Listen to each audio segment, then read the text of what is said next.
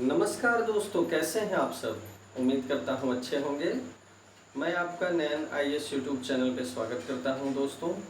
और आप मेरे साथ पढ़ रहे हैं फिजिक्स में अभी तक हमने जो है तरंग गति के बारे में पढ़ा। तो तरंग गति की चीज़ें हमने देखी कि किस तरह जो है तरंग गति के माध्यम से ऊर्जा एक स्थान से दूसरे स्थान तक ट्रेवल करती है या एक स्थान से दूसरे स्थान तक जाती है। देखिए, ऊर्जा जो है एक रूप से दूसरे रूप में भी स्थानांतरित होती है। या आप पहले ही पढ़ चुके हैं ऊर्जा संरक्षण के नियम में, ये चीज़ आप पढ़ चुके हैं। तो तरंग एक्चुअली है क्या दोस्तों? ऊर्जा संचरण का एक माध्यम है। तो तरंग गति में बहुत कुछ चीज़ें हो चुकी थी। आपने यांत्रिक तरंगों के बारे में पढ़ा था, आपने देखा था कौन कौन सी तरंगे यांत्रिक तरंगे हैं जो कि पदार्थिक माध्यम से ही जो है संचरण कर सकती हैं, चाहे वो ठोस हो चाहे द्रव या गैस। इसको पढ़ने के पश्चात आपने देखा था कि अयांत्रिक तरंगे, जिनको हम विद्युत चुंबकीय तरंगे भी कहते हैं, वो कौन कौन सी हैं और किस तरह जो है वो काम करती हैं। हमने उसमें प्रकाशीय तरंगों को देखा था, एक्सरेज देखा था, रेडियो वेव्स देखा था, तो उसको हमने अच्छे से पढ़ा था। और सबसे महत्वपूर्ण बात ये हमने देखा था कि जो विद्युत चुंबकीय तरंगे हैं, इनको संचरण करने के लिए किसी भी माध्यम की आवश्यकता नहीं पड़ती। निर्वात में भी ये चल सकती है। जैसे सूर्य का प्रकाश हम देखते हैं कि वो निर्वात के माध्यम से होके भी जो है पृथ्वी तक पहुंच जाता है। वायुमंडल में भी वो ट्रेवल करता है, लेकिन अधिकतर जो है उसकी जो भी ट्रेवलिंग होती है वो कहाँ होती है? निर्वात में होती है। तो इस तरह ये टॉपिक कंप्लीट हो गया था दोस्तों। आज हम बिल्कुल एक नया टॉपिक पढ़ेंगे, नए टॉपिक से शुरू करेंगे। तरंग गति के अंतर्गत ही है ये टॉपिक हमारा दोस्तों। टॉपिक क्या है? ध्वनि तरंगे। ध्वनि तरंगे, इनको हम क्या कहेंगे दोस्तों? Sound waves. ध्वनि शब्द से तो आप परिचित होंगे, साउंड शब्द से तो आप पहले से ही परिचित होंगे। दोस्तों, ये ध्वनि तरंगे क्या हैं? देखिए, जब आप किसी भी चीज पर चोट करते हैं, जैसे मान लीजिए एक लोहे की पाइप है, ये लोहे की पाइप है दोस्तों, ठीक है। मान लीजिए आपने इस पर किसी हथौड़े से चोट किया, किसी हथौड़े से आपने इस पर चोट किया, तो क्या होगा? इस चोट करने से ये जो लोहा है, इसके माध्यम के कण, जो कण होंगे, कणों में क्या होगा? कंपन शुरू हो जाएगा। लोहे के कणों में क्या होगा? चोट करने से कंपन शुरू हो जाएगा। तो ये कंपन कई बार क्या होता है, हमें सुनाई पड़ता है, कई बार नहीं सुनाई पड़ता।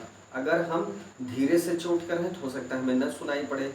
इस तरह जो है, जब वस्तुओं में कंपन होता है, जब वस्तुओं में कंपन होता है और उस कंपन के माध्यम से हम कोई ध्वनि सुनते हैं, तो ये क्या होती है? ध्वनि तरंगे होती है। मतलब वस्तुओं में कंपन से जो ध्वनि निकलती है वही होती है ध्वनि तरंगे, साउंड वेव्स। अब देखिए, जब हमने तरंगों को पढ़ा था तो हमने दो तरह की तरंगों को पढ़ा था, ठीक है। दो तरह की तरंगों को हमने देखा था। एक थी अनुप्रस्थ तरंगे और दूसरी तरंग थी कौन सी? अनुदैर्घ्य। ये चीज आपको एकदम क्लियर रहनी चाहिए दोस्तों, याद रखिएगा। अनुप्रस्थ और अनुदैर्घ्य आपको एकदम क्लियर रहना चाहिए, कंफ्यूजन नहीं होना चाहिए, हमेशा के लिए याद रखिएगा। अनुप्रस्थ तरंगों में आपने देखा था, ये अनुप्रस्थ तरंगों में क्या देखा था आपने?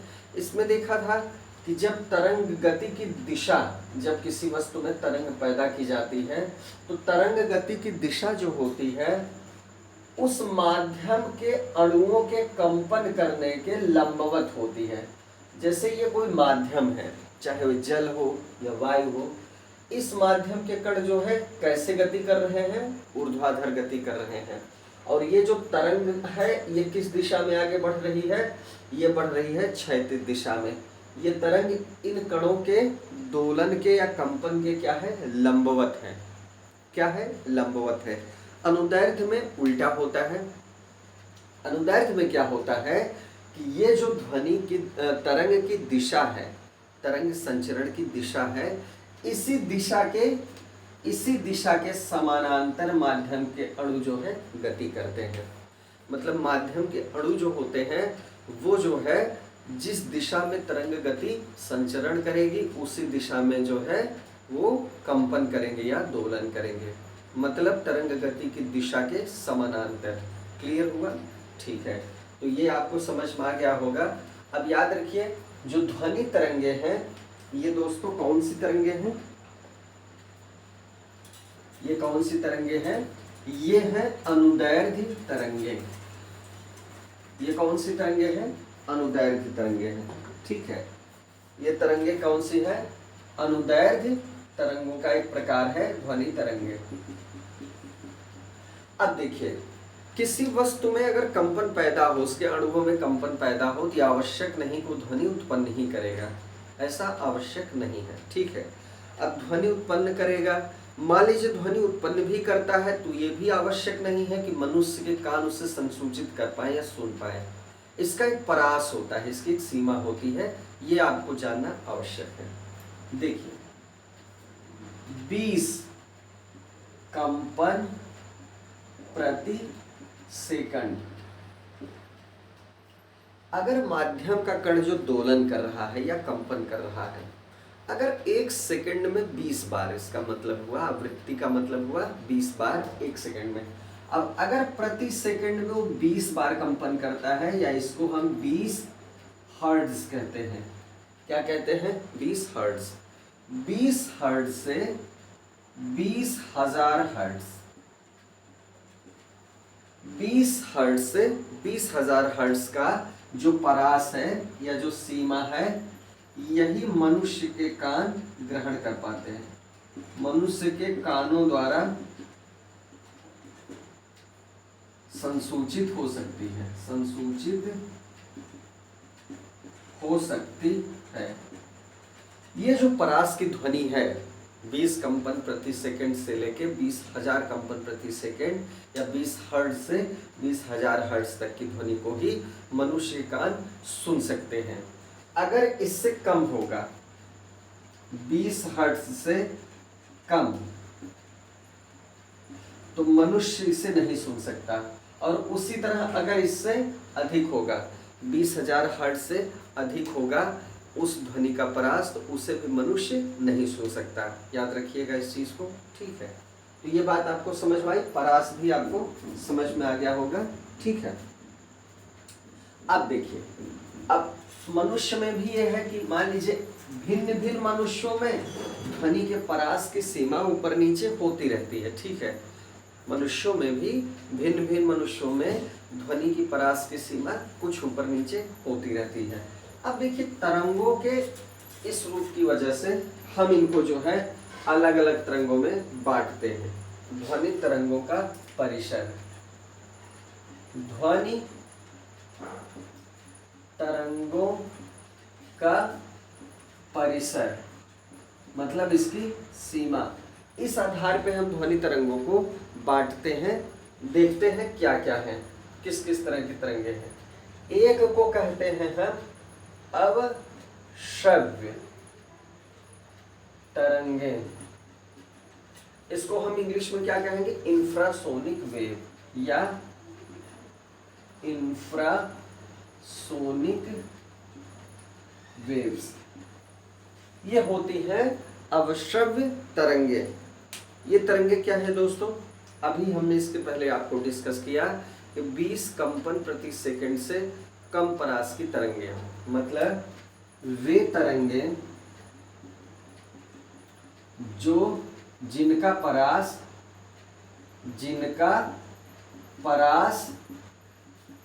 20 हर्ट्ज से कम है। मतलब जो कम वाली तरंगे हैं, 20 हर्ट्ज से कम वाली जो तरंगे हैं उनको हम क्या कहेंगे? अवश्रव्य तरंगे। पहली चीज। दूसरी चीज, मनुष्य के कान इन्हें नहीं सुन सकते। मनुष्य के कान इन्हें नहीं सुन सकते हैं, मतलब मनुष्य जो है सक्षम नहीं है इस परास की ध्वनि को सुनने के लिए। ठीक है, दो बातें हो गई। तीसरी बात, ये जो तरंगे पैदा होती हैं, मतलब इन ध्वनियों का जो स्रोत होता है वो बहुत बड़े आकार की कोई वस्तु होती है, मतलब चाहे जो भी स्रोत हो लेकिन उसका आकार जो होगा वो काफ़ी बड़ा होगा। मतलब ये कह सकते हैं कि ये ध्वनियाँ जो है, ये ध्वनि जो होती है, ये ध्वनियाँ बहुत बड़े आकार के, बहुत बड़े आकार के ध्वनि स्रोतों से उत्पन्न होती है, ध्वनि स्रोतों से उत्पन्न की जाती है। मतलब जो भी ध्वनि स्रोत होगा वो बहुत विशाल का या बहुत बड़ा होगा। तो तीन बातें हैं। अब श्रव्य तरंगे या इंफ्रासोनिक वेव्स किसे कहते हैं? वे तरंगे जिनका परास किससे कम है? 20 हर्ट्ज से कम है। पहली बात, मनुष्य के कान इन्हें नहीं सुन सकते, ध्यान दीजिएगा। मनुष्य की परास सीमा सुनने की क्या है?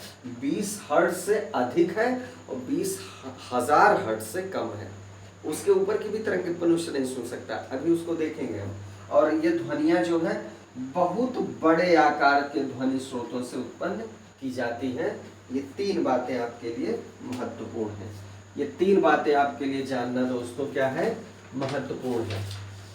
ठीक है, अब आइए देखते हैं हम कौन सी तरंगे? पराश्रव्य तरंगे। कौन सी तरंगे देखेंगे? पराश्रव्य तरंगे। ठीक है, पराश्रव्य, पराश्रव्य तरंगे। पराश्रव्य तरंगों क्या कहते हैं? Ultrasonic waves. ये होती हैं अल्ट्रासोनिक वेव्स। अल्ट्रासोनिक वेव्स क्या होती है? बिल्कुल सिंपल है।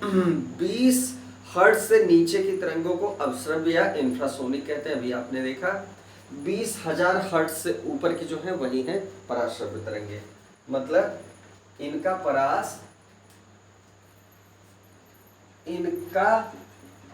परास 20,000 हर्ट्ज से अधिक होता है। 20,000 हर्ट्ज से अधिक का परास है पराश्रव्य तरंगों का। क्लियर हुआ? इनके साथ भी यही समस्या है कि मनुष्य के कान इन्हें नहीं सुन सकते।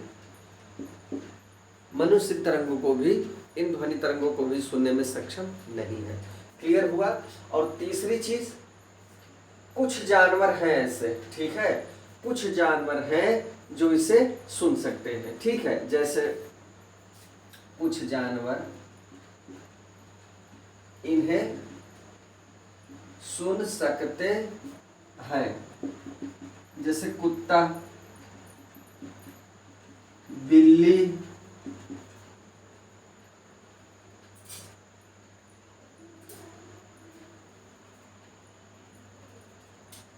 जैसे कुत्ता हो गया, बिल्ली हो गया, चमगादड़ हो गया। ठीक है, ये सब जीव ऐसे हैं जो इन तरंगों को सुन पाने में सक्षम है, लेकिन मनुष्य सक्षम नहीं है। ठीक है, और ये किन स्रोतों से उत्पन्न की जाती हैं? ये किन स्रोतों से उत्पन्न की जाती हैं? एक दोस्तों होती है गाल्टन की सीटी, गाल्टन की सीटी, एक सीटी होती है ये गाल्टन की सीटी। ये सीटी का एक प्रकार है। इससे सीटी तो बजती है लेकिन इसकी आवाज आप नहीं सुन सकते क्योंकि ये अल्ट्रासोनिक होती है, लेकिन इसे कुत्ते सुन लेते हैं। किस लिए प्रयोग की जाती है? कुत्तों की ट्रेनिंग के लिए ये प्रयोग की जाती है। कुत्तों की ट्रेनिंग के लिए ये प्रयोग की जाती है। कुत्तों के अलावा ये आप नहीं सुन पाएंगे, लेकिन सीटी बजेगी, कुत्ते सुन पाएंगे। इसको गाल्टन की सीटी कहते हैं। ठीक है, इससे जो है ये उत्पन्न होती है। और जो है दाब विद्युत प्रभाव, दाब विद्युत प्रभाव द्वारा भी जो है ये उत्पन्न की जाती है। ये उत्पन्न करने का तरीका है, या तो गाल्टन सीटी से उत्पन्न हो सकती है या ये दाब विद्युत प्रभाव से उत्पन्न हो सकती है। महत्वपूर्ण है जानना कि कुत्ता, बिल्ली, चमगादड़ ये सब जानवरों के कान ऐसे होते हैं जो इन्हें संसूचित कर लेते हैं, मनुष्य उन्हें नहीं संसूचित कर पाता। ठीक है, क्लियर हुआ दोस्तों? पराश्रव्य तरंगे क्लियर हो गया होगा। चलिए अब अवश्रव्य हो गया, पराश्रव्य हो गया। ठीक, चलिए अब दोस्तों आपको जो जानना है, ठीक है, कि ये जो होते हैं इन तरंगों, ये तरंगे कैसे काम करते हैं, इनकी जो आवृत्ति फ्रीक्वेंसी होती है, फ्रीक्वेंसी या आवृत्ति, जो आवृत्ति मतलब कणों के कंपन करने की वो जो होती है संख्या, जैसे 1 सेकंड में आपने देखा 1 सेकंड में 20 कंपन कर रहा है, 1 सेकंड में 20,000 कंपन कर रहा है, या 1 सेकंड में 20,000 से भी ज्यादा कंपन हो रहा है। तो जो इनकी आवृत्ति होती है ये बहुत ही ऊंची होती है, बहुत ही ऊंची होती है। आवृत्ति जो होती बहुत ऊंची होती है, इसलिए इसमें बहुत अधिक ऊर्जा भी होती है, बहुत अधिक क्या होती है, ऊर्जा भी होती है। आवृत्ति भी ऊंची होगी और ऊर्जा भी ऊंची होगी। अब देखिए इनकी तरंग दैर्घ्य क्या होती है, तरंग दैर्घ्य क्या होगी, छोटी होगी। और तरंग दैर्घ्य अगर छोटी होगी, ध्यान दीजिएगा, आवृत्ति अगर ऊंची होगी तो तरंग दैर्घ्य क्या होगी, छोटी होगी। तरंग दैर्घ्य छोटी होती है, होती है। अब तरंग दैर्घ्य क्या है ये आपको पढ़ चुके हैं, आप इसके पहले के लेक्चर में देख चुके हैं। लैम्डा से इसको निरूपित करते हैं। तरंग दैर्घ्य क्या है दोस्तों, माध्यम का कण एक दोलन करने में जितना समय लेता है, इतने समय में जो तरंग जितनी दूरी तय करती है। छोटी है तो इसलिए आवृत्ति इसकी बहुत ज्यादा होगी, ऊर्जा बहुत ज्यादा होगी, ध्यान दीजिएगा। अब चूंकि ये तरंग दैर्घ्य इसकी छोटी होती है तो इसलिए इन्हें एक पतले किरण पुंज के रूप में बहुत दूर तक भेजा जा सकता है। तरंग दैर्घ्य छोटे होने का ये परिणाम होता है कि इन्हें पतले किरण पुंज के रूप में बहुत दूर तक भेजा जा सकता है। इसीलिए इनका इस्तेमाल कुत्तों की ट्रेनिंग में या कुत्तों को बुलाने के लिए इसीलिए इस्तेमाल होता है, और हम लोग इसे नहीं सोच सकते। क्लियर हुआ? चलिए ठीक है, ये पराश्रव्य जो है तरंगों के बारे में आपने मुख्य बातों को दोस्तों जान लिया। आइए देखते हैं इनके उपयोग, पराश्रव्य तरंगों के उपयोग देखते हैं कि किस किस चीजों के लिए इस्तेमाल होती है। चूंकि ये इस्तेमाल होती महत्वपूर्ण है इसलिए इसको जानना जरूरी है। तो पराश्रव्य तरंगों के उपयोग, आइए देखते हैं इनके क्या क्या महत्वपूर्ण उपयोग है। सबसे पहला जो उपयोग है संकेत भेजने में, संकेत भेजने में इनका प्रयोग किया जाता है।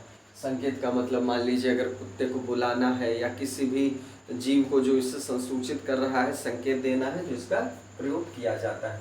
दूसरा,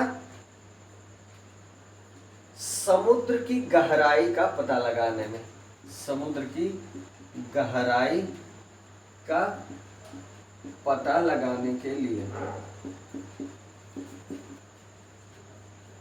ये जो है किसी यंत्र द्वारा छोड़ी जाती हैं और समुद्र तल से टकरा के वापस आ जाती हैं, तो उसका आकलन करके समुद्र की गहराई का पता लगाया जाता है। समुद्र की गहराई का क्या किया जाता है, पता लगाया जाता है। चलिए 2 चीज हो गई। तीसरी चीज और क्या है इसका उपयोग, जो भी कीमती कपड़े हैं, कीमती कपड़े हो गए, वायुयान घड़ी के पुर्जे, वायुयान घड़ी के जो कल पुर्जे होते हैं, घड़ी के कल पुर्जे, ये सारी चीजों को साफ करने के लिए, किसके लिए, जो कीमती कपड़े हैं, वायुयान है, मतलब इसमें इतनी ऊर्जा होती है कि मतलब इन चीजों की गंदगी ये बहुत प्रभावी ढंग से साफ करती है। इसमें जो ऊर्जा होती है उसकी वजह से, क्योंकि आपने देखा है कि इसकी आवृत्ति जो होती है बहुत ज़्यादा होती है, इसलिए इसमें बहुत अधिक ऊर्जा पाई जाती है। तो जो घड़ी के कल पुर्जे हैं इनकी सफाई में इसका इस्तेमाल होता है। वायुयान में सफाई में इसका इस्तेमाल होता है, और कीमती कपड़ों में, कीमती कपड़ों की सफाई में भी इसका इस्तेमाल किया जाता है। चलिए ठीक है, ये 3 इसका प्रयोग हो गया। अब देखिए जो कल कारखाने हैं, जो कल कारखाने मतलब फैक्ट्रियां जो हैं, कल कारखाने की जो चिमनियां होती हैं दोस्तों, जो इनकी चिमनियां होती, कल कारखानों की चिमनियों से कालिख हटाने में, जो उनकी कालिख हो जाती है, कालिख हटाने में भी चूंकि इनमें जो है काफी ऊर्जा होती है, तो उस ऊर्जा से जो है उनकी कालिख को साफ कर दिया जाता है, तो उनकी कालिख हटाने में प्रयोग होता है। अब देखिए इतना ही नहीं दोस्तों, दूध के अंदर जो हानिकारक जीवाणु हैं, सोचिए दूध के हानिकारक जीवाणुओं को नष्ट करने में भी होता है, दूध के हानिकारक जीवाणुओं को नष्ट करने में, दूध के जो हानिकारक जीवाणु हैं उनको नष्ट करने में भी इसका प्रयोग होता है। अब सोचिए और इसका क्या प्रयोग है, गठिया, देखिए चिकित्सा विज्ञान में भी इसका प्रयोग है दोस्तों, क्या है, एक मिनट ऊपर लिखते हैं, गठिया में भी इसका प्रयोग किया जाता है, गठिया रोग के उपचार में भी पराश्रव्य तरंगों का प्रयोग किया जाता है। क्या है, गठिया रोग का उपचार करने में किसका प्रयोग किया जाता है, पराश्रव्य तरंगों का। मस्तिष्क में, मान लीजिए ब्रेन में कोई ट्यूमर है तो इसका भी पता लगाने में, मस्तिष्क में ट्यूमर का पता लगाने में, मस्तिष्क में जो ट्यूमर होता है उसका पता लगाने में भी इस तरंग का प्रयोग किया जाता है।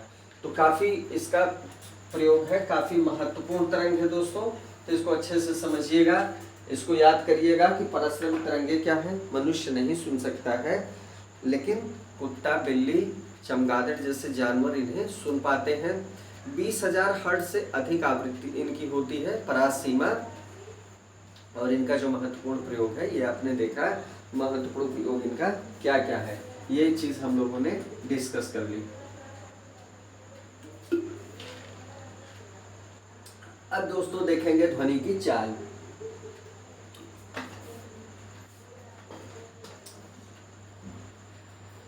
अब हम जो अगली चीज देखेंगे इसमें वो है ध्वनि की चाल।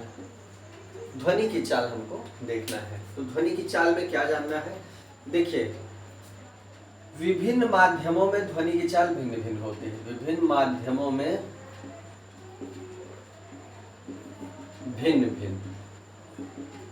विभिन्न माध्यमों में क्या होती है, भिन्न भिन्न होती है, और ये किस पे निर्भर करती है, माध्यम की पहला प्रत्यास्थता और दूसरी चीज घनत्व, ठीक है, मतलब इलास्टिसिटी पर डिपेंड करती है या डेंसिटी पर।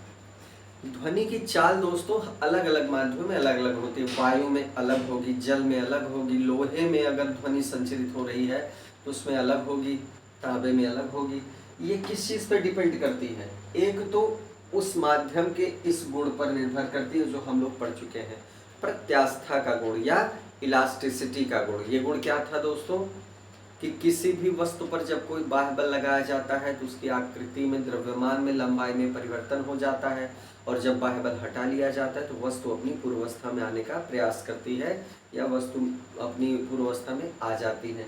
वो गुण क्या होता है, प्रत्यास्था का। घनत्व मतलब क्या होता है, घनत्व आपने देखा कणुओं की जितनी संख्या होती है, ठीक है, एक निश्चित आयतन में ज़्यादा से ज़्यादा कम से कम कितने अणुओं की संख्या है, वो क्या है, घनत्व है।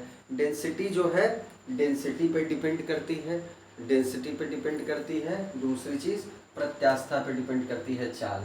ये दो चीज़ों पे निर्भर करती है। मान लीजिए ठोस का घनत्व क्या होगा, अधिक होगा, क्योंकि इसके अणु क्या होते हैं, सबसे पास पास होते हैं, इसके अणु अपेक्षाकृत दूर होते हैं द्रव के। अब गैस के अणु और दूर होते हैं, तो इसका गैस का घनत्व जो है सबसे कम होगा। अणुओं के पास पास होने की किस तरह जो है संख्या है, इस तरह जो घनत्व डिसाइड होता है। तो कहने का मतलब घनत्व और इलास्टिसिटी या प्रत्यास्था ही निर्भर करती है इस बात पे कि किसी भी माध्यम में ध्वनि की चाल क्या होगी। आइए अलग अलग माध्यमों में हम ध्वनि की चाल को देखते हैं दोस्तों। ये परीक्षा में पूछा जाने वाला टॉपिक है, ध्यान दीजिएगा। सीधा सीधा पूछा गया है, ये माध्यमों में ध्वनि की चाल के बारे में पूछा गया है। तो कुछ माध्यमों में ध्वनि की चाल को आप याद कर लीजिएगा जरूर से जरूर, ठीक है।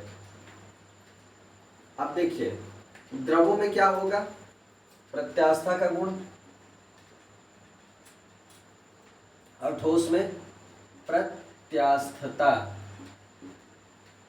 इसका गुण अलग अलग किस्म, जैसे घनत्व तो आपने देख लिया, ये ठोस में सबसे अधिक, फिर द्रव में, फिर गैस में। मतलब ये गुण जो है सबसे अधिक ठोस में होगा, फिर द्रव में होगा, फिर गैस में होगा। घनत्व के मामले में भी आपने देख लिया, ठीक है, घनत्व के मामले में भी आपने देख लिया। तो इसका मतलब ये निकला कि जो प्रत्यास्थता का गुण हो या घनत्व का गुण हो, दोनों एक बातें हैं। इसमें ध्वनि की चाल अधिक होगी, उसके बाद इसमें होगी, फिर इसमें होगी। ध्यान दीजिएगा, यहाँ पर ये बात कही जा रही ध्वनि की चाल की माध्यम के घनत्व और प्रत्यास्था पर निर्भर करती है। इसका मतलब हुआ कि इसकी चाल जो है ठोस में सर्वाधिक, उसके बाद द्रव में, फिर गैस में होती है। याद रखिएगा, भूलिएगा मत। अब देखिए दोस्तों, कुछ माध्यमों को हम डिस्कस करेंगे कि उनमें ध्वनि की चाल कितनी होती है, ठीक है। आइए देखते हैं। एक तरफ हम लिखेंगे माध्यम और दूसरी तरफ होगी ध्वनि की चाल। आइए देख लेते हैं, कुछ महत्वपूर्ण माध्यमों में ध्वनि की चाल को देख लिया जाए। पहला वायु, पहला माध्यम है वायु। इसमें होती है 332 मीटर प्रति सेकेंड। वायु में ध्वनि की चाल जरूर याद रखिएगा। वायु में ध्वनि की चाल कितनी होती दोस्तों, 332 मीटर प्रति सेकेंड होती है, ठीक है। भाप, भाप या वेपर, मतलब 100 डिग्री सेंटीग्रेड पर अगर हम भाप में ध्वनि की चाल को मापें तो कितना आएगा, 405 मीटर प्रति सेकेंड। मतलब इसमें जो है सामान्य वायु से अधिक ध्वनि की चाल होती है, ठीक है। 405 मीटर प्रति सेकेंड। क्लियर हुआ। चलिए पारे में देख लेते हैं। पारा या मरकरी, मरकरी में ध्वनि की चाल देखते हैं। मरकरी में बहुत ज्यादा है, 1450 मीटर प्रति सेकेंड। 1450 मीटर प्रति सेकेंड किसमें है, पारा में है, ठीक है। जल में देखते हैं 1493, और ज्यादा है। जल में ध्वनि की चाल कितना है, 1493 मीटर प्रति सेकेंड। अब देखिए वायु में 332 है, 1493 किस में है, जल में है, ठीक है। आपको पहले से ही पता है कि ठोस में सर्वाधिक होती है, फिर जल का नंबर आता है या लिक्विड का नंबर आता है, उसके बाद वायु में। तो वायु में देखिए सबसे कम है, केवल 332 मीटर प्रति सेकेंड, ठीक है।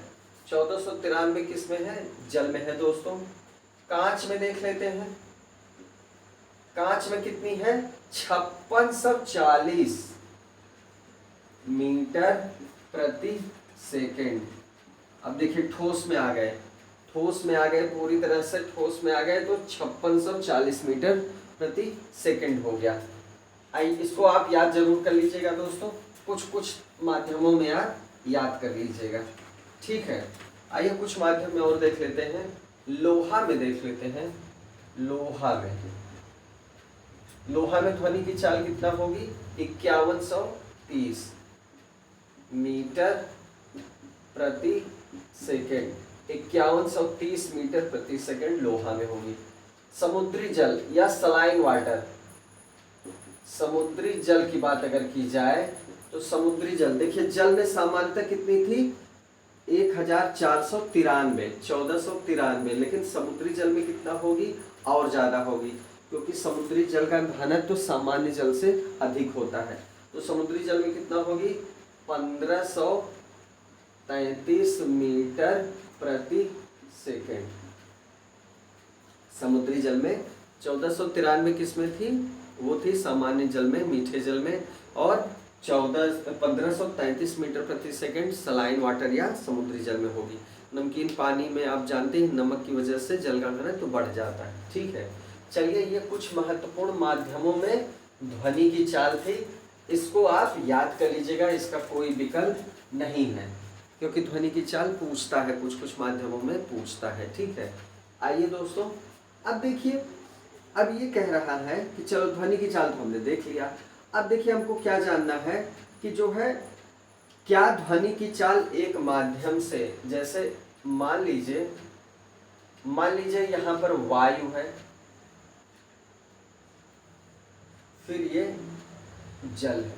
ठीक है, यहाँ पर ध्वनि की चाल कितना है 332 मीटर प्रति सेकेंड, जल में कितना थी 1493 मीटर प्रति सेकेंड, अगर ये मीठा जल है तो। ठीक है, अब देखिए ध्वनि की चाल का मतलब ये हुआ कि अगर एक माध्यम से दूसरे माध्यम में ध्वनि की चाल जाती है, ये माध्यम हो गया वायु का, ये माध्यम हो गया जल का। ठीक है, तो अगर एक माध्यम से दूसरे माध्यम में जा रही है तो इसकी चाल भी बदल जाएगी, चाल में परिवर्तन आ जाएगा, चाल में परिवर्तन आएगा, परिवर्तन आया ना 1493 मीटर प्रति सेकेंड, तरंग